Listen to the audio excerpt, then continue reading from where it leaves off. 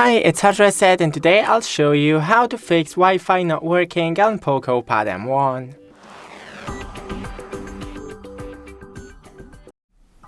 First, go into the quick settings right in here. Then select the Wi-Fi.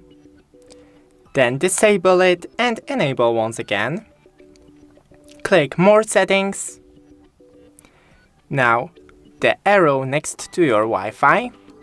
Scroll down to Forget Network and OK. Now try to connect once again.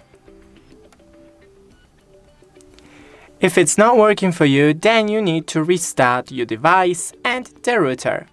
Thanks for watching, don't forget to leave a like and see you in the next one.